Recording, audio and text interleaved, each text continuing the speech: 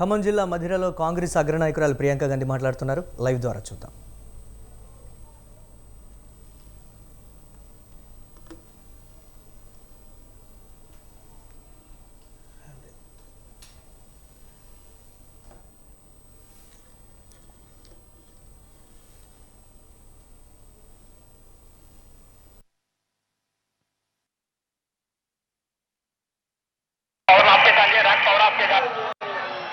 अब आ गया। ठीक, एक बार बोलो बोलो तेलंगाना, जय बोलो तेलंगाना। Sorry ma'am. तो मैं कह रही थी कि मेरी माताजी मुझे बता रही थी कि आपका एक सपना था कि एक अच्छी सरकार बने जो आपके लिए काम करके दिखाए, ताकि आपका जो प्रदेश है जिसके लिए आपने खूब आंदोलन किया, संघर्ष किया, वो एक सुंदर और एक खुशहाल और एक मजबूत प्रदेश बन पाए। మా అమ్మగారు చెప్పింది తెలంగాణ ప్రజలందరికీ కూడా ఒక స్వప్నం ఉంది, ఒక కళ ఉంది.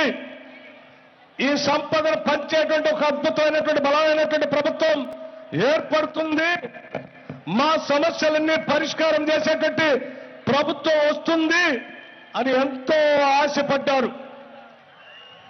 तो माँ माँ होती है, इसलिए एक और बात कही कि जो तुम जनता को बोलती हो, जिन गारंटीज की बात करती हो, उनको पूरा करना बहुत जरूरी है।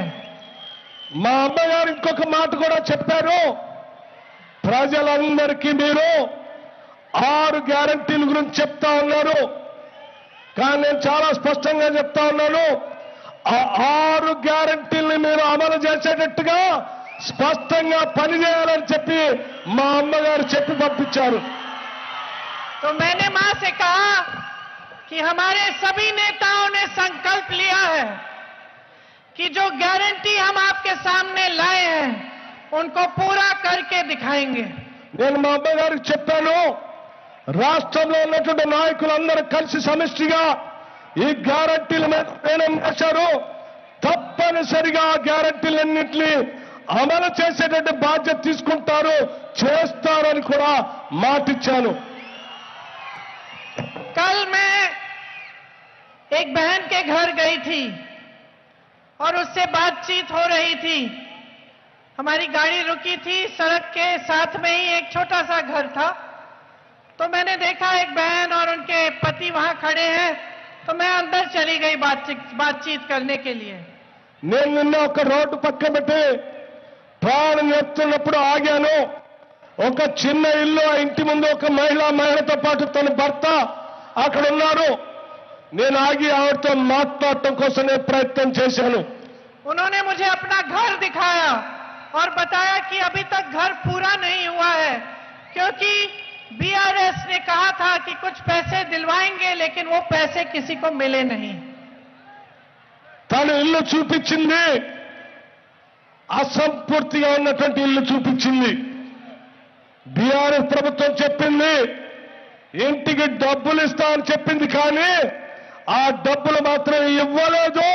అందుకే నేను ఈ రకంగా బాధపడుతూ ఇల్లు లేకుండా ఉన్నానని చెప్పింది. खुद उन्होंने अपने पैसों से अपने आप एक सुंदर सा घर बनाया।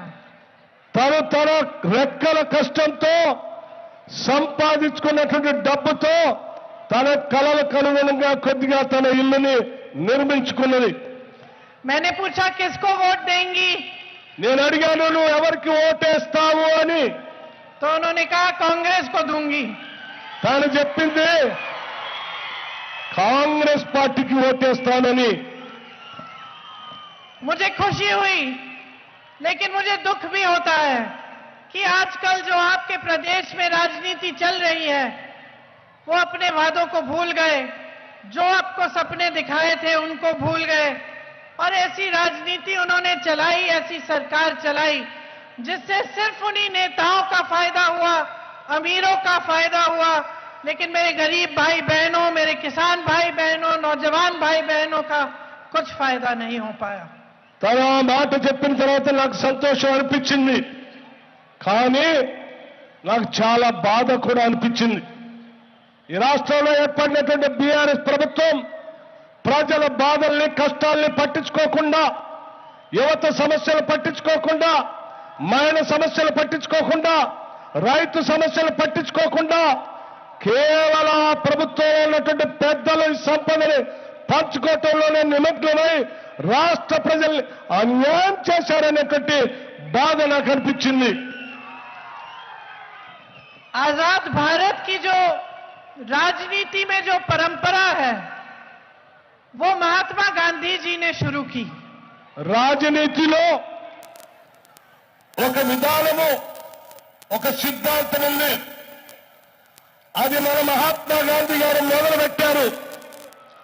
महात्मा गांधी के बाद कांग्रेस के जितने भी नेता रहे, चाहे वो जवाहरलाल नेहरू जी थे, शास्त्री जी थे, इंदिरा जी थी, राजीव जी थे, सोनिया जी, मनमोहन सिंह जी, जितने भी नेता रहे वो एक बात को बहुत अच्छी तरह समझते थे।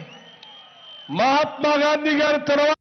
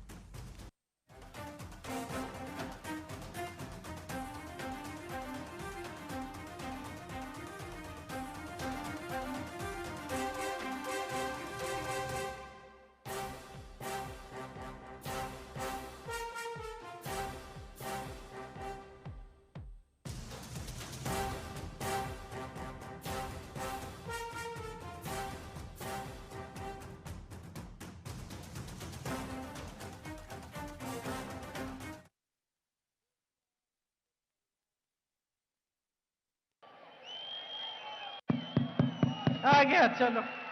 గాంధీ గారు మొదలుపెట్టినటువంటి ఆ ధర్మాన్ని, ఆ తర్వాత వచ్చినటువంటి జవహర్లాల్ నెహ్రూ గారు, శ్రీమతి ఇందిరా గాంధీ గారు, లాల్ బహదూర్ శాస్త్రి గారు, రాజీవ్ గాంధీ గారు, మన్మోహన్ సింగ్ గారు, సోనియా గాంధీ గారు అందరూ కూడా ఆ విధానాన్ని అవలంబిస్తూ దేశ రాజనీతిలో ముందుకు పోతా ఉన్నారు. और वो एक बात जो ये सब नेता समझते थे वो ये है कि इस देश में जनता सर्वोपरि है, जनता से बड़ा कोई नहीं है। వాళ్ళందరి ఆలోచన ఒక్కటే, ఈ దేశంలో ఉన్నటువంటి నేతలు ఎవరు కూడా ప్రజల పైన ఉన్నటువంటి నాయకులు ఎవరు కాదు, ప్రజలే అందరూ ప్రధానమైనటువంటి వాళ్ళని, వాళ్ళే పైన ఉండేటువంటి వాళ్ళని కూడా ఈ నాయకులంతా కూడా ఆలోచన చేసినటువంటి విధానం. लेकिन अफसोस की बात है कि आज जो नेता आपके प्रदेश की सरकार चला रहे हैं वो इस बात को भूल गए हैं। దురదృష్టం, ఈరోజు ఈ రాష్ట్రాన్ని పాలిస్తున్నటువంటి ముఖ్యమంత్రి ఆ విషయాన్ని మర్చిపోయాడు. ఆయన ప్రజలందరికంటే అతిథుల్లాగా భావిస్తా ఉన్నాడు. और जो मोदी जी की सरकार केंद्र में चल रही है बीजेपी की, उसके नेता भी ये बात पूरी तरह से भूल गए हैं। దేశాన్ని పాలిస్తున్నటువంటి నరేంద్ర మోడీ గారు కూడా ఈ విషయాల్ని మర్చిపోయారు. వాళ్ళు కూడా ఇదే రీతిలో ఆలోచన చేస్తా ఉన్నారు. तो जब मैंने अपनी मां से कहा कि मैं सच्चाई की बात करती हूं और जो आप संकटों का सामना कर रहे हो उनकी बात करती हूं, तो मैं आपसे कहना चाहती हूं कि मैं जानती हूं कि यहां का किसान परेशान है। నేను మా అమ్మకు చెప్పాను, నేను సత్యం మాట్లాడటమే కాదు, ఇక్కడ ఉన్నటువంటి ప్రజలు పడుతున్నటువంటి ఇబ్బందుల గురించి కూడా మాట్లాడతాను. ఇక్కడ రైతుల సమస్యలు, వాళ్ళు పడుతున్నటువంటి ఇబ్బందుల గురించి కూడా మాట్లాడతానని చెప్పాను. मैं जानती हूं कि आपके कर्ज को माफ करने की बात चलाई थी, लेकिन वो कर्ज माफ कभी नहीं हुए। నాకు బాగా గుర్తుంది, రైతాంగ సోదరుల రుణమాఫీ చేస్తారని చెప్పినటువంటి ఈ ముఖ్యమంత్రి చేయలేదన్న సంగతి నాకు బాగా గుర్తుంది. यहाँ का किसान इतनी संकट में है कि महंगाई का सामना करना पड़ रहा है, कमाई हो नहीं रही है, फसल का सही दाम नहीं मिलता और सरकार से कोई मदद नहीं मिलती। ఇక్కడ ఉన్నటువంటి రైతులు అనేక సమస్యలు ఎదుర్కొంటున్నారు.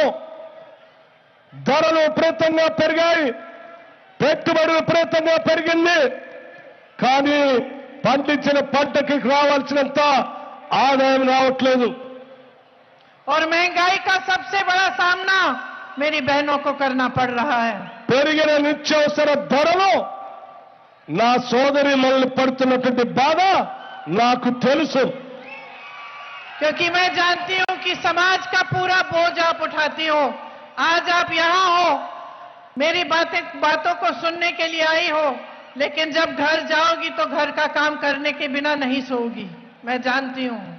సమాజం యొక్క ఉన్నటువంటి బాధలంతా తల మీద పెట్టుకొని మోస్తా ఉంటారు నా సోదరి మళ్ళు. కానీ ఈరోజు నేను ఇక్కడ మాట్లాడటానికి వస్తే నా మాటలు వినటానికి వచ్చారు, చాలా సంతోషం. ఇన్ని మాటలు విన్న తర్వాత కూడా మీరు ఇళ్ళకి వెళ్ళిన తర్వాత ఆ ఇంటి సమస్యలన్నీ కూడా మిమ్మల్ని వెంటాడుతూ ఉంటే వాటి పరిష్కారం కోసం ఆలోచన చేయకుండా నిద్రపోలేరు మీరు. मैं जानती हूं कि जिस दिन दिहाड़ी की कमाई नहीं आती, जिस दिन के खेती से कमाई नहीं होती, उस दिन आप तब तक नहीं सोती जब तक आपने सबको खिलाया। अगर आपको भूखा सोना पड़े तो आप भूखा सोती हैं। ఎప్పుడైతే మీ సంపాదన సరిగా రాదో, మీ వ్యవసాయం మీద ఆదాయం సరిగా రాదో, మీ శ్రమ మీద ఆదాయం సరిగా రాదో, మీరు ఆకలితో నిద్రపోతున్నటువంటి సమస్యలు మిమ్మల్ని వెంటాడుతూనే ఉంటాయి. వాటి పరిష్కారం కోసం మేము ఆలోచన చేస్తా ఉన్నాం. आप चाहे खेती में काम करती हो, चाहे जॉब करती हो, चाहे कुछ भी काम करती हो, लेकिन घर आके आप अपने बच्चों की परवरिश भी करती हो और पूरे परिवार का देखभाल करती हो। మీరు ఉద్యోగం చేసినా, పొలం పనులు చేసినా, మీరు ఇంకొకరు పని చేస్తున్నా, ఇంటికి రాగానే ఇంట్లో ఉన్నటువంటి పిల్లల సమస్యల కోసం మీరు, వాళ్ళ బాగోగుల కోసం మీరు నిరంతరం ఆలోచన చేస్తూనే ఉంటారు నా సోదరి మళ్ళు. एक माँ के लिए बच्चे के भविष्य से बढ़कर और कुछ नहीं होता। आप मेहनत अपने बच्चों के लिए करती हैं। आप चाहती हैं कि वो मजबूत बने, उनको अच्छा रोजगार मिले, उनका भविष्य अच्छा बने। ప్రతి తల్లికి వాళ్ళ బిడ్డల భవిష్యత్ కంటే ఏది ఎక్కువ కాదు. తన పడే కష్టమంతా కూడా తన బిడ్డల భవిష్యత్తు కోసం, వారు బాగా ఎదగాలనే దానికోసం కష్టపడుతూ ఉంటారు. तो जब फीस नहीं भर पाती या जब पाठशाला के लिए बच्चों के लिए कुछ किताबें या यूनिफॉर्म नहीं खरीद पाती, या फिर बच्चों के लिए मार्केट जाके कुछ लेना है वो नहीं खरीद पाती, तो दिल पे चोट लगती है। పిల్లల కోసం పుస్తకాలు కొనలేనప్పుడు, యూనిఫామ్ కొనుక్కోలేనప్పుడు, వాళ్ళ కోసం మార్కెట్కి వెళ్ళి వాళ్ళకు కావాల్సినటువంటి అవసరాలకు సంబంధించిన సరుకులు కొనుక్కోలేనప్పుడు ఇంటికి వెళితే గుండెల నిండా బాధగా ఇబ్బంది పడుతూ ఉంటారు మహిళలంతా, తల్లులంతా. जब बच्चे बड़े होते हैं और आपने उनको पढ़ाया लिखाया, किसी भी तरह से मेहनत कर करके पैसे जोड़ के उनकी फीस भरी, उनके लिए प्राइवेट में ट्यूशन दिलवाया, और वो बच्चे पेपर देते हैं भर्ती के लिए या जॉब के लिए जॉब को ढूंढने जाते हैं और पेपर लीक होता है, पेपर में भ्रष्टाचार होता है, या फिर उनको रोजगार इसलिए नहीं मिलता कि बड़े बड़े नेता अपने बच्चों को, अपने मित्रों को रोजगार दिलवाने में व्यस्त हैं और आपके बारे में सोच नहीं रहे हैं, तो दिल पे चोट लगती है। పిల్లలందరినీ పెద్దవాళ్ళు చేసి అనేక సమటొచ్చి చదివించి ఉన్నత విద్య అభ్యర్థించిన తర్వాత ఉద్యోగాల కోసం మనం పంపిస్తే, ఉద్యోగాల కోసం తయారైనటువంటి పిల్లలు పరీక్షలు రాసేటువంటి సమయంలో ఆ ప్రశ్నాపత్రాలు లీక్ అయితే ఉద్యోగాలు రాక వాళ్ళు బాధపడతా ఉంటే గుండెల్లో అలసిపోతా ఉంటాయి తల్లులందరికీ కూడా అని చెప్పి నాకు కూడా తెలుసు ఒక తల్లిగా. जब एक नौजवान बच्चे की आशाएं टूटती हैं, जब उसका दिल टूटता है, तो इससे बड़ा दुख कोई माता पिता नहीं सह सकते। బిడ్డ యొక్క భవిష్యత్తు వారి గుండెలో బాధపడతా ఉంటే ఆ తల్లి తట్టుకోలేదు. ఈ రాష్ట్రంలో ఉన్నటువంటి తల్లులు బాధ పట్టించుకోకుండా, బిడ్డల బాధ భవిష్యత్తు పట్టించుకోకుండా పాలకులు పెద్ద పెద్ద వాళ్ళు మాత్రమే వాళ్ళ బిడ్డల భవిష్యత్తు చూసుకుంటున్నారు. నాకు చాలా బాధగా ఉంది. जिन नौजवानों ने तेलंगाना के आंदोलन में शहादत दी, उनके माता पिता पर क्या गुजर रहा होगा आज? తెలంగాణ ఉద్యమంలో పోరాటం చేసినటువంటి ఆ విద్యార్థుల భవిష్యత్తులు ఏమీ లేకపోతే ఆ తల్లిదండ్రుల బాధ ఏంటి, వాళ్ళ భవిష్యత్తు ఏంటి అనే బాధ కూడా నాకుంది. ये देखकर कि तेलंगाना में आज 10 साल बाद लाखों नौजवान रोजगार हैं, बेरोजगार हैं। ఈ రాష్ట్రంలో ఎంతో పోరాటం చేసి తెచ్చుకున్న తెలంగాణ రాష్ట్రంలో 10 సంవత్సరాలుగా కొన్ని లక్షల మంది విద్యార్థులు, నిరుద్యోగ యువతి యువకులు ఉద్యోగాలు లేకుండా బాధపడుతూ ఉన్నారు. उनके बच्चों ने जान दी ताकि आपका सपना साकार हो, ताकि आपके लिए रोजगार बने, ताकि तेलंगाना का नौजवान अपने पैरों पे खड़े होकर अपना भविष्य अपने हाथों में ले पाए। ఆ తల్లులంతా కూడా బాధపడుతూ ఆలోచన చేస్తా ఉన్నారు. ఏ బిడ్డలైతే తెలంగాణ కోసం పోరాటం చేశారో వాళ్ళందరికీ మంచి భవిష్యత్తు ఉండేటువంటి ఉద్యోగాలు వచ్చేటువంటి ప్రభుత్వం ఉంటే బాగుండేది అని, అటువంటి లేదనేకి ఏవో బాధపడతా ఉన్నారు తల్లులంతా. यहाँ हजारों नौजवान हैं खड़े, ఇక్కడ ఎదురుగా కొన్ని వేల మంది నిరుద్యోగ యువతి యువకులు ఉన్నారు. हाथ ऊपर करके बताओ आप में से किसी को भी बीआरएस ने एक रोजगार दिया है? చేతులెత్తి చూపించండి, మీకెవరికైనా బీఆర్ఎస్ ప్రభుత్వము नहीं दिया। ఉద్యోగ అవకాశాలు ఇచ్చిందా అని చేతులెత్తి చూపించండి. और अब आप मुझे बताओ कि केसीआर जी के परिवार का एक एक सदस्य मंत्री है, उसका बड़ा बड़ा रोजगार है, बड़े बड़े बिजनेस है कि नहीं? మీరు ఇప్పుడు చెప్పండి, మీరందరూ పోరాటం చేసి తెచ్చుకున్న తెలంగాణ రాష్ట్రంలో మరి కేసీఆర్ ఇంట్లో ఉన్నటువంటి కుటుంబ సభ్యులందరూ కూడా మంత్రులయ్యారు, పెద్ద పెద్ద వ్యాపారస్తులయ్యారు. ఈ రాష్ట్ర సంపదలో వాళ్లే ఏడుతా ఉన్నారు. ఇది వాస్తవా కాదని అడుగుతున్నాను. आपके प्रदेश में जितने भी बड़े बड़े प्रोजेक्ट हैं, उनमें घोटाला भ्रष्टाचार हुआ है ఈ कि రాష్ట్రం नहीं?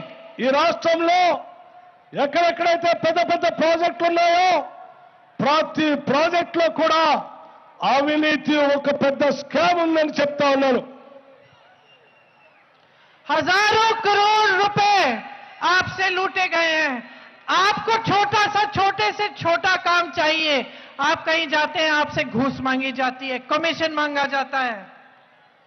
వేల కోట్లు దోపిడీ చేశారు. ఆ వేల కోట్లు దోపిడీ చేయటం వల్ల కమిషన్ల రూపేణా భారీగా దోపిడీ చేయటం వల్లే మనెవరికి ఏమీ రాకుండా పోయిందని బాధ అనిపిస్తా ఉంది.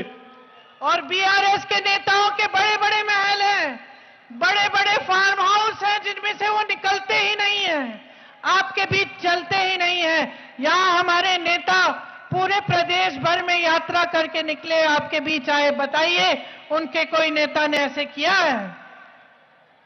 బీఆర్ఎస్ ప్రభుత్వానికి సంబంధించిన నాయకులందరూ కూడా వందల ఎకరాల్లో ఫామ్ హౌస్లు ఉన్నాయి. ఆ ఫామ్ హౌస్ లో పడుకొని ఉంటున్నారు. వాళ్ళు ప్రజల సమస్యల కోసం బయటికే రారు. వాళ్ళందరూ అందులోనే పడుకొని ఉంటారు. కానీ ఇక్కడ ఉన్నటువంటి బట్టి విక్రమార్క లాంటి కాంగ్రెస్ నాయకులు వందల కిలోమీటర్ల పాదయాత్ర చేసి ప్రజల సమస్యలు తెలుసుకున్నారు. వాళ్ళు మాత్రం బయటికి రారు అని చెప్తా ఉన్నారు. इनकी नीतियां भी सही नहीं है। इनकी नीतियों से सिर्फ बड़े बड़े उद्योगपति और इनके नेता अमीर होते चले जा रहे हैं और जनता गरीब होती चली जा रही है। వీళ్ళ ఆలోచనలు, వీళ్ళ సంబంధించినటువంటి పెద్ద పెద్ద వాళ్ళు పెద్ద పెద్ద బౌండ్ జాతి సంస్థల్లాగా వ్యాపారస్తులతో కోటీశ్వరులు అవుతున్నారు, లక్షాధికారులు అవుతున్నారు, పెద్ద పెద్ద ధనవంతులు అవుతా ఉన్నారు. ప్రజలు మాత్రం పాపం పేదవాళ్ళు ఇంకా పేదవాళ్ళు అవుతాయన్నారు. इनकी नीतियां ठीक नहीं है और इनकी नीयत भी ठीक नहीं है। बहने जब बेटी की शादी तय करनी है और लड़का आता है तो सबसे पहले क्या देखते हैं हम देखते हैं इस लड़के की नीयत ठीक है कि नहीं, देखते हैं ना। ఇతని ఆలోచన బాగలేదు, ఇతని బుద్ధి బాగలేదు వీళ్ళది. చూడండి తల్లి, మన ఇంట్లో ఏదైనా సంబంధం చూడటానికి వచ్చినప్పుడు ఆ సంబంధం చూడటానికి వచ్చినటువంటి వాళ్ళు ఏం చూస్తారంటే ఈ ఇంటి వాళ్ళ బుద్ధి సరిగా ఉందా, వీళ్ళు నీతిమంతులా కాదా అని చూస్తారు. तो नेताओं में भी सबसे बड़ी चीज यही होती है, नियत क्या है। నాయకులకు కూడా సంబంధించింది అన్నిటికంటే ముఖ్యమైనది వీళ్ళ నీతి ఏంటి, వీళ్ళ బుద్ధి ఏంటి అనేది అత్యంత ప్రధానమైనది అని చెప్తా ఉన్నాను నేను. अंदर से क्या है, जो बाहर दिखावा हो रहा है वो ठीक है, लेकिन ये नेता अंदर से क्या चाहता है। బయట కనపడేది కాదు, హృదయాంతరాల్లోంచి ఈ నాయకుడు అసలు ప్రజల కోసం, ఈ రాష్ట్రం కోసం ఏం ఆలోచిస్తున్నాడు అనేది ముఖ్యమైనది. इंदिरा जी कहती थी कि जनता सच्चाई को पहचानती है। ఇందిరాగాంధీ గారు చెప్పేవాళ్ళు ప్రజల సత్యాన్ని ఎప్పుడు గుర్తిస్తూనే ఉంటారు. कहती थी कि जनता ईमानदार नेता को पहचानती है। ప్రజలు అమాయకులు కాదు, నాయకుల మనస్తత్వాన్ని గుర్తిస్తారు, ఎప్పటికైనా గుర్తిస్తూనే ఉంటారు. कहती थी कि जनता नेता की नीयत पहचानती है। ప్రజలు నాయకుల యొక్క బుద్ధి నీతి గురించి వాళ్ళ బాగానే అర్థమవుతుంటుంది, తెలుసుకుంటూనే ఉంటారు. तो अब मुझे बताओ, 10 सालों से आप केसीआर जी की सरकार देख रहे हैं, आपने उनकी नीयत पहचानी है कि नहीं। మరి ఇప్పుడు మీరు చెప్పండి, 10 ఏళ్ల నుంచి రాష్ట్రాన్ని పాలిస్తున్నటువంటి కేసీఆర్ బుద్ధి మీకందరికీ అర్థమయ్యే ఉంటుంది, గుర్తించే ఉంటారు. किसी भी हालत में सत्ता में रहना है, ఎట్టి పరిస్థితుల్లో కూడా ఎన్నికల్లో ఉండాలనేది తప్ప వేరే ఆలోచన లేదు. सत्ता में रहकर अपने लिए, अपने परिवार के लिए, अपने नेताओं के लिए जितनी संपत्ति इकट्ठी कर सकते हैं उतनी करनी है। ఎన్నికల్లో ఉండి తన కోసం, తన పరివారం కోసం, తన కుటుంబ సభ్యుల కోసం, తన వాళ్ళ కోసం ఎంత సంపద ఉపయోగించుకోవాలో దానికోసమే ఆలోచన తప్ప వేరే ఆలోచన లేదు వాళ్ళకి. और जनता को तभी याद करना है, जनता को तभी याद करना है जब चुनाव आता है। ప్రజలందరూ గుర్తించాల్సింది ఇప్పుడే. ఎన్నికలు ఎప్పుడు వస్తాయో ఆ ఎన్నికలు వచ్చినప్పుడే వాళ్ళ బుద్ధి గురించి తెలుసుకొని స్పష్టంగా నిర్ణయం చేయాల్సినటువంటి అవసరం ఉంది. जब चुनाव आता है तो जो स्कीम जनवरी में होनी चाहिए उसको एडवांस में अभी से देना शुरू। ఎన్నికలు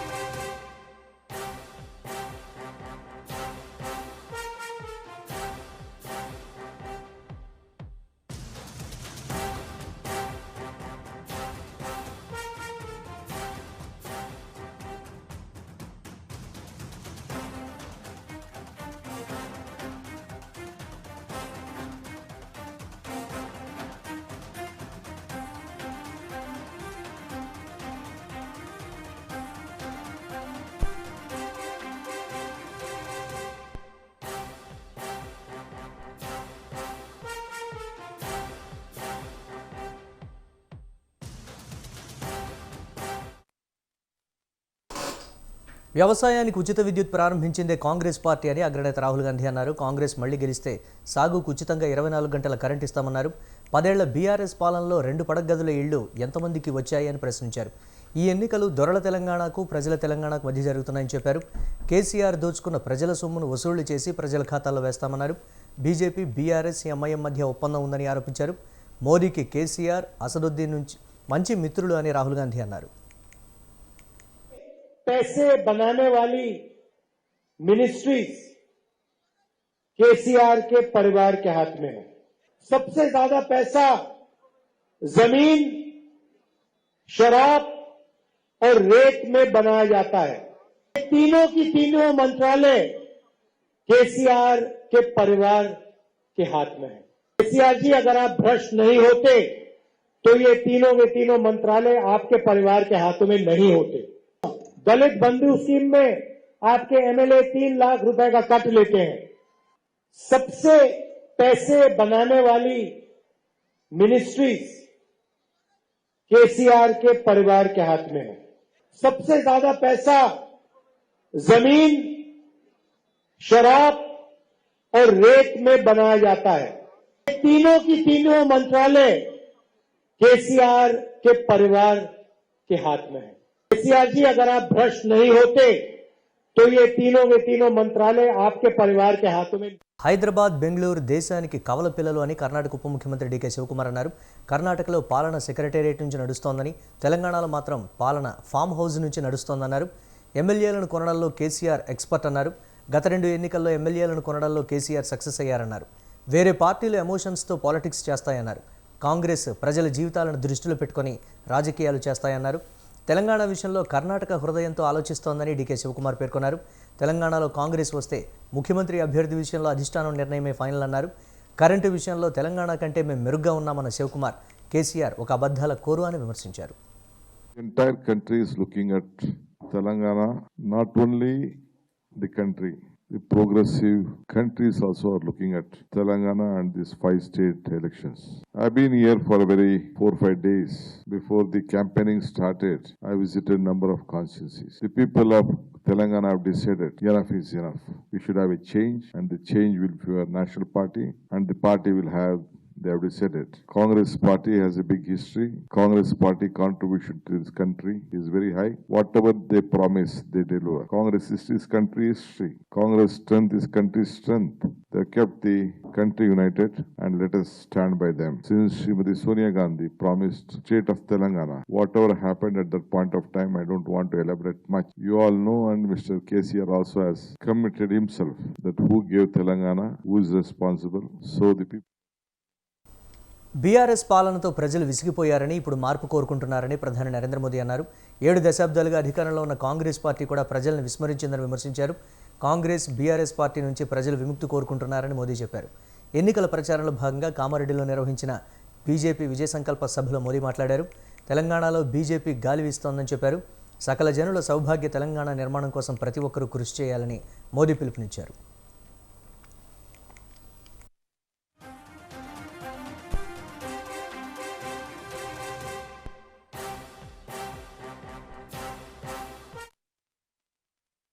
तेलंगाना के लोगों को, कामारेड्डी की जनता को, इन दोनों दलों को रिजेक्ट करना ही चाहिए। बीआरएस के सीएम और तेलंगाना के अध्यक्ष कांग्रेस के दोनों ही कामारेड्डी से चुनाव लड़ रहे हैं। साथ ही ये लोग दूसरे क्षेत्रों से भी चुनाव लड़ने के लिए उतरे हैं। ये दिखाता है कि ये लोग कितने हताश हैं, कितने डरे हुए हैं। कामारेड्डी के लोगों के पास ये मौका है कि वो कांग्रेस और बीआरएस को ये सिखा दें कि उनकी परिवारवाद, भ्रष्टाचार और तुष्टीकरण की राजनीति अब चलने वाली नहीं है। तेलंगाना के लोगों को, कामारेड्डी की जनता को, इन दोनों दलों को మహేశ్వరం బహిరంగ సభలో ప్రధాని నరేంద్ర మోదీ మాట్లాడుతున్నారు. లైవ్ ద్వారా చూద్దాం. तेलंगाना के पास टेक्नोलॉजी है, लेकिन इन सब के बावजूद तेलंगाना के सामर्थ्य को बीआरएस के कुशासन और करप्शन के कारण अपना उचित स्थान नहीं मिल पाया। लेकिन अब समय बदल रहा है। बीजेपी पर आप सभी का बढ़ता विश्वास तेलंगाना को नई ऊंचाइयों पर ले जाएगा। लेकिन आपको कांग्रेस और बीआरएस से उतना ही सतर्क भी रहना है। कांग्रेस और बीआरएस के लोग यहां लगातार झूठा प्रचार कर रहे हैं।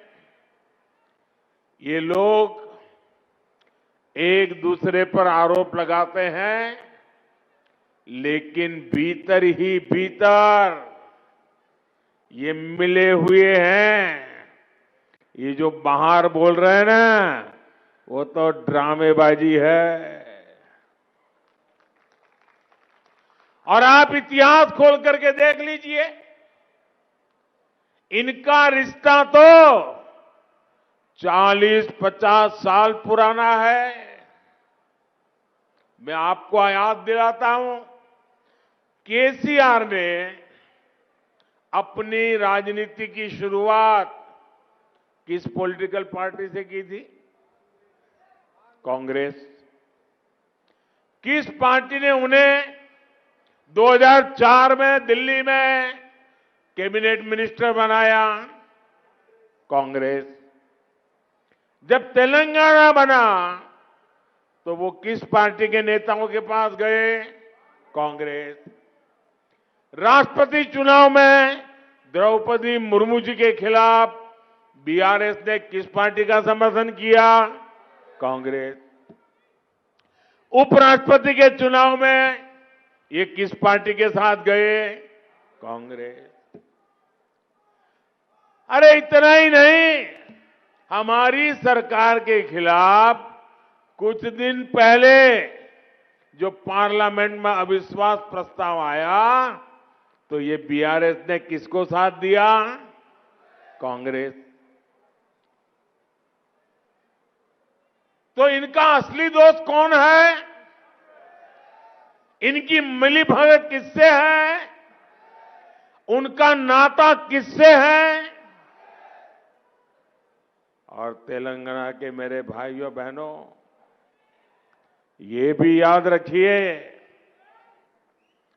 मैं अब भाजपा की पहचान बताता हूं आपको।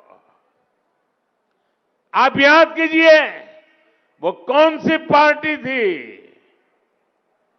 इन्हें हुजराबाद में हराया बीजेपी ने हराया। किस पार्टी ने इन्हें दुबक्का में हराया? बीजेपी ने।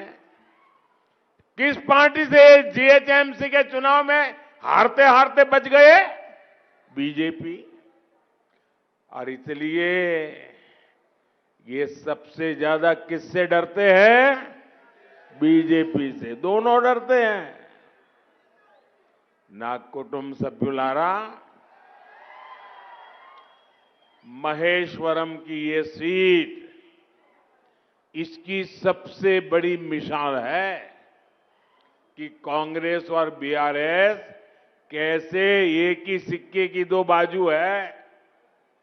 यहां पर पिछली बार भी लोग बीआरएस के खिलाफ थे। आप लोग अच्छी तरह समझ गए थे कि बीआरएस ने इस क्षेत्र की उपेक्षा की है, आपके विश्वास को तोड़ा है।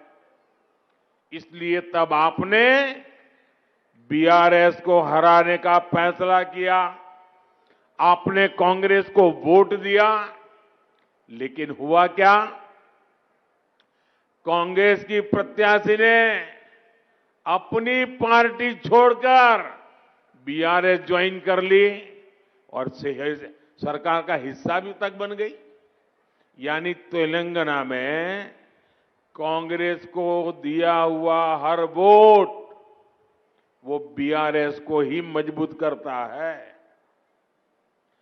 बीआरएस सरकार को हराने और हटाने के लिए आपकी सबसे विश्वसनीय साथी कोई है, आपके सपनों के लिए काम करने वाला कोई है, तो सिर्फ और सिर्फ बीजेपी पार्टी है। और तेलंगाना के मेरे नौजवान, मेरी बात लिख करके रखिए। तेलंगाना की माताएं, बहनें, किसान, युवान, मजदूर, दलित, आदिवासी, पिछड़े, सब लोग, मैं आपको गारंटी देता हूं, आपके सपने ये मोदी का संकल्प है।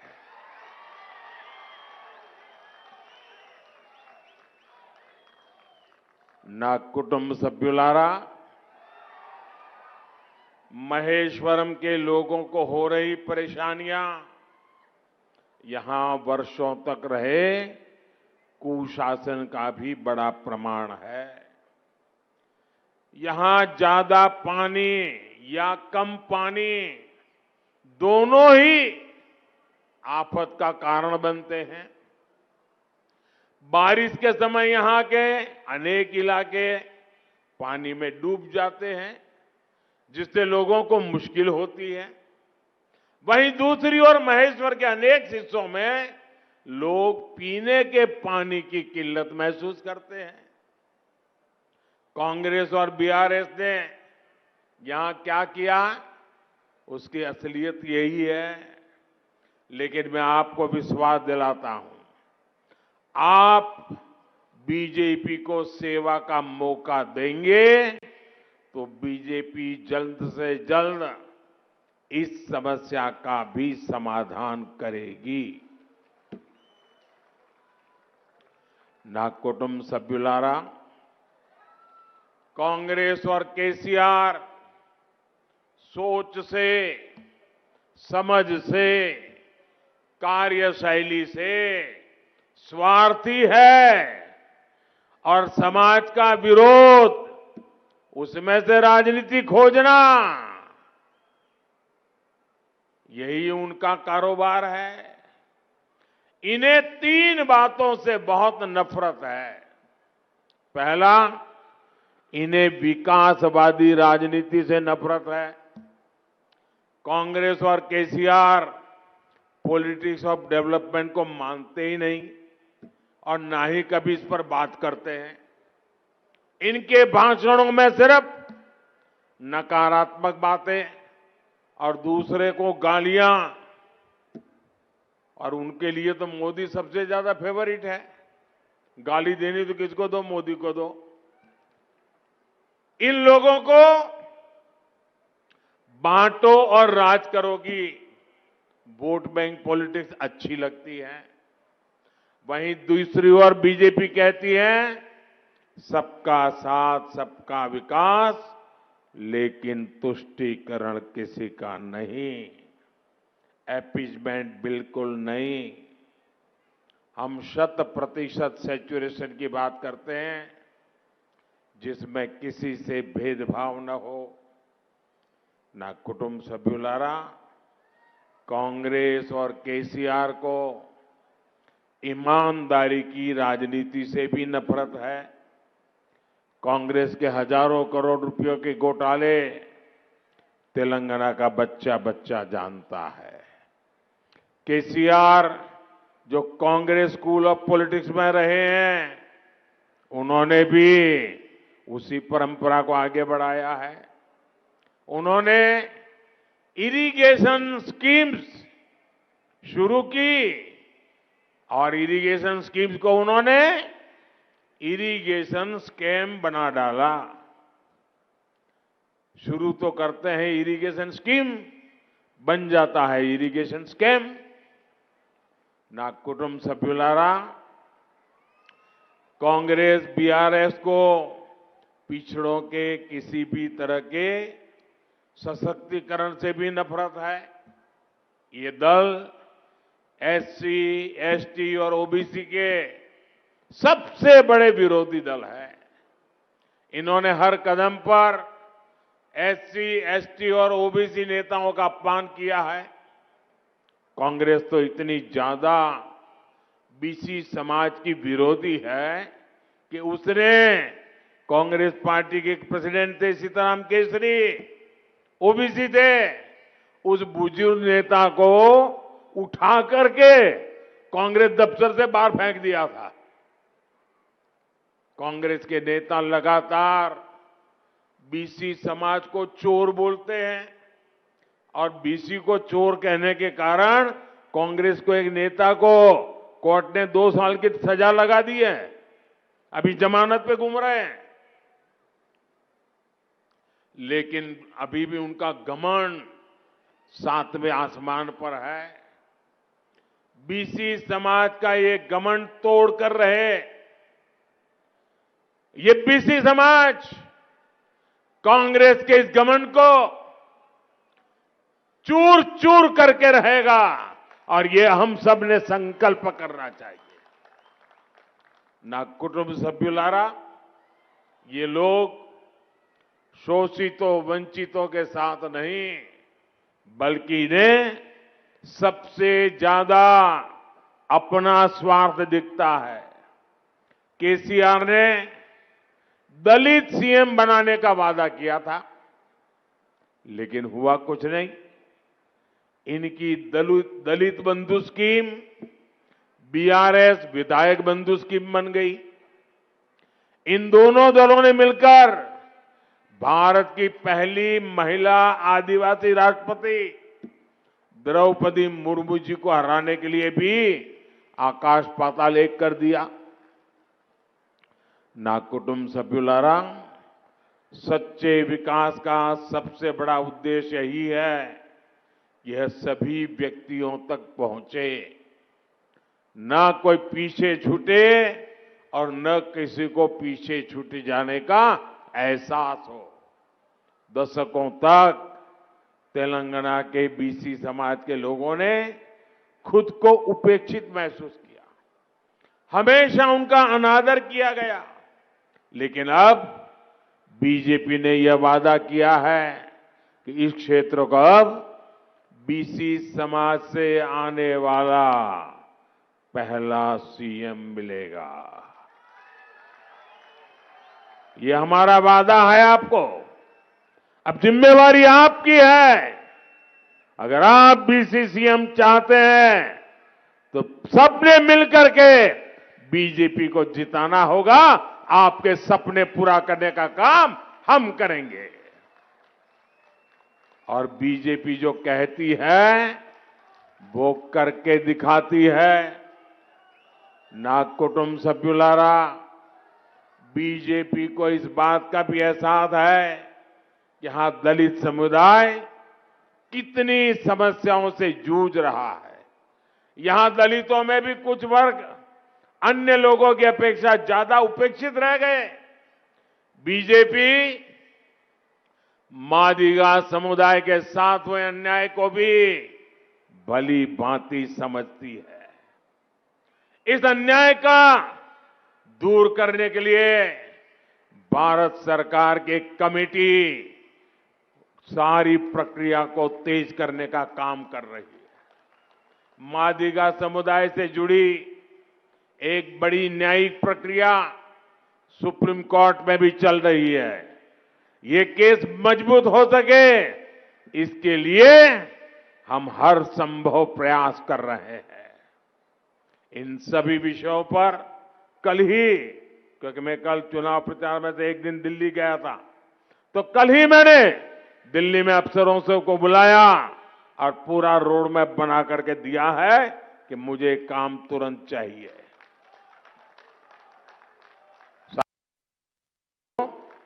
भाजपा सरकार में विकास का लाभ गरीबों, किसानों, महिलाओं और एससी, एसटी, बीसी समाज तक लगातार पहुंच रहा है। हमने मुफ्त वैक्सीन, मुफ्त ration, PM Awas Yojana, Jan Dhan bank account, नल से जल, ऐसी कितनी ही योजनाएं आप लोगों के लिए शुरू की। हम गरीबों के लिए इतना काम इसलिए कर पा रहे हैं क्योंकि हमने अर्थव्यवस्था का कुशल प्रबंधन किया और घोटालों पर लगाम लगाई। लेकिन तेलंगाना में जो हो रहा है वो तो चौंकाने वाला है। ये बीआरएस सरकार में सरकारी कर्मचारियों को समय पर सैलरी नहीं मिल रही है, पेंशनर को समय पर पेंशन नहीं मिल पा रहा है। जो सरकार सैलरी और पेंशन तक नहीं दे पा रही, वो गरीब के लिए कैसे काम करेगी। मैं आपको ये विश्वास दिलाता हूं कि बीजेपी सरकार में सभी को सैलरी और पेंशन अपने समय पर मिला करेगा। और ये भी मोदी की गारंटी है। ना कुटुंब सभ्युलारा, राज्य में बीजेपी सरकार होने से राज्य के विकास को डबल इंजन की ताकत मिल जाती है। जहां भी बीजेपी सरकार है वो वहां लोगों की आय बढ़ाने, उनकी बचत बढ़ाने के लिए काम कर रही है।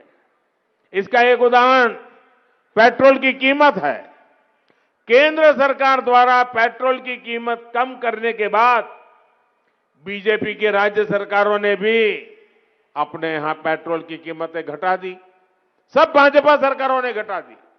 लेकिन जहां कांग्रेस की सरकार है वहां पेट्रोल की कीमतें नहीं घटाई गई। तेलंगाना की बीआरएस सरकार ने भी यहां पर हमने जो फायदा आपको पहुंचाने के लिए भेजा, आप तक जाने ही नहीं दिया। यानी जनता को लूटने का पैटर्न भी कांग्रेस और बीआरएस का एक जैसा ही है। अगर गलती से भी तेलंगाना में कांग्रेस को घुसने दिया तो आपको बीआरएस की कार्बन कॉपी सरकार मिलेगी।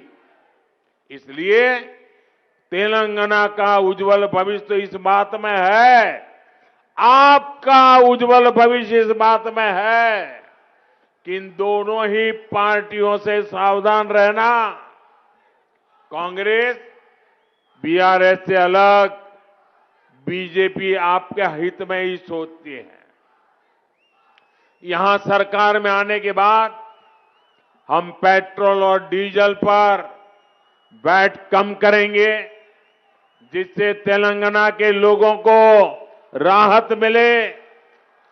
ना कुटुंब सभ्युलारा, जब भी कहीं इंफ्रास्ट्रक्चर डेवलपमेंट होता है, इससे इंडस्ट्री, इन्वेस्टमेंट और एम्प्लॉयमेंट का विकास होता है। पिछले कुछ सालों में हमने तेलंगाना के इंफ्रास्ट्रक्चर डेवलपमेंट के लिए बहुत काम किया है। तेलंगाना में करीब 50,000 करोड़ रुपए के निवेश के साथ 23 राष्ट्रीय राजमार्ग, 23 राष्ट्रीय राजमार्ग परियोजनाओं को शुरू करने का निर्णय लिया गया है। नागपुर विजयवाड़ा एक्सप्रेसवे परियोजना में 400 किलोमीटर लंबा ग्रीनफील्ड कॉरिडोर है, जिसकी मंजूरी केंद्र सरकार ने दी है। इसके अलावा सैकड़ों करोड़ के हैदराबाद रीजनल रिंग रोड योजना भी है। इससे संगारेड्डी, तुप्रान, चोटुम्पल, अमंगल और शंकरपल्ली क्षेत्र जुड़ेंगे। सिकंदराबाद को विशाखापट्टनम से जोड़ने वाली वंदे भारत ट्रेन को शुरू किया गया है। कांचीगुड़ा, बेंगलुरु, सिकंदराबाद, पुणे और सिकंदराबाद, तिरुपति के बीच भी वंदे भारत चलाई जा रही है। इन सारे प्रोजेक्ट से तेलंगाना युवाओं को काफी लाभ होगा। इन्हें रोजगार के नए अवसर मिलेंगे। ना कुटुंब सभ्युलारा, बीजेपी के इन प्रयासों के बीच आपको एक और बात याद रखनी है। कांग्रेस और बीआरएस कभी भी उन प्रोजेक्ट को तेजी से बढ़ने नहीं देंगे। हर कदम पर ये प्रोजेक्ट का इस्तेमाल एटीएम की तरह करेंगे और हर वो हथकंडा अपनाएंगे कि प्रोजेक्ट डिरेल हो जाए। जब तक उनकी जेब नहीं भरेगी कोई काम होने नहीं देंगे। इसलिए जरूरी है कि तेलंगाना में भी डबल इंजन की सरकार बने, बीजेपी की सरकार बने। साथियों, बीजेपी का ट्रैक रिकॉर्ड हमेशा किसानों के लिए काम करने का रहा है। देश के करोड़ों किसानों को पीएम किसान सम्मान निधि के रूप में 3.25 लाख करोड़ रुपए से ज्यादा की राशि भेजी गई है। तेलंगाना में ऐसे 40 लाख किसान हैं जिन्हें इसका लाभ हुआ है। इसके अलावा केंद्र सरकार फर्टिलाइजर सब्सिडी का भी लाभ किसानों को देती है। दुनिया के बड़े बड़े देशों में यूरिया की बोरी 2,500 से 3,000 रुपए तक में पड़ती है। भारत को भी प्रति बोरी यूरिया इतने ही खर्च करना पड़ता है लाने के लिए, लेकिन बीजेपी सरकार वो बोरी भले महंगी लाए, लेकिन मेरे किसान को तो 300 से भी कम रुपये में मुहैया करा देती है। ना कुटुंब सभ्युलारा, बीते वर्षों में यहां पैडी की 1,30,000 करोड़ रुपए से ज्यादा की खरीदी हुई है। केंद्र सरकार किसानों से बॉइल्ड राइस भी लेती है। अब हमारी सरकार ने निश्चय किया है कि इस खरीफ सीजन में तेलंगाना के किसानों से 20 lakh metric ton boiled rice अतिरिक्त खरीदा जाएगा। इससे एमएसपी का और ज्यादा लाभ हमारे किसानों को मिलेगा। ना कुटुंब सभ्युलारा, बीजेपी एक ऐसी पार्टी है जो विमेन लेड डेवलपमेंट के भाव को मानने वाली पार्टी है। बीजेपी ने हाल में नारी शक्ति वंदन अधिनियम को पास किए के महिलाओं के लिए नया इतिहास रचा है। नारी सशक्तिकरण के लिए ये धारा तेलंगाना में भी बह रही है। हमने करोड़ों महिलाओं को धुएं से मुक्ति का जीवन दिया है। हमारी बेटी बचाओ बेटी पढ़ाओ और सुकन्या समृद्धि योजना जैसे अभियानों को पूरी दुनिया सराहा है। गांव में जमीनी स्तर पर महिला उद्यमियों का निर्माण हो, इसके लिए तेलंगाना बीजेपी ने नए संकल्प लिए हैं। मुझे विश्वास है कि तेलंगाना की महिलाएं बीजेपी को मिले समर्थन का सबसे मजबूत आधार बनेगी। ना कुटुंब सभ्युलारा, बीजेपी अकेली पार्टी ऐसी है जिससे आपके बच्चों की चिंता है, आपके बच्चों के भविष्य की चिंता है। जबकि कांग्रेस और बीआरएस दोनों ही अपने परिवार के बच्चों के लिए चिंतित है। लेकिन मुझे विश्वास है इस बार तेलंगाना परिवारवाद को नकार देगा। इस बार तेलंगाना तुष्टिकरण को नकार देगा। इस बार तेलंगाना कांग्रेस और बीआरएस दोनों को नकार देगा। यहां पर बीआरएस की निजामशाही और कांग्रेस की सुल्तानशाही दोनों के लिए कोई जगह नहीं है। तेलंगाना में एक ऐसी सरकार होगी जो सबका साथ, सबका विकास, सबका विश्वास और सबका प्रयास के लिए काम करेगी। मुझे विश्वास है कि तेलंगाना के लोग बीजेपी को एक ऐतिहासिक जनादेश का आशीर्वाद देंगे। आप इतनी बड़ी तादाद में आए, हमारे सब साथियों को आशीर्वाद दिया, इसलिए मैं आपका विशेष रूप से आभार व्यक्त करता हूं। मेरे साथ बोलिए भारत माता की। दोनों मुट्ठी बंद करके पूरी ताकत से बोलिए भारत माता की, भारत माता की, भारत माता की। बहुत बहुत धन्यवाद।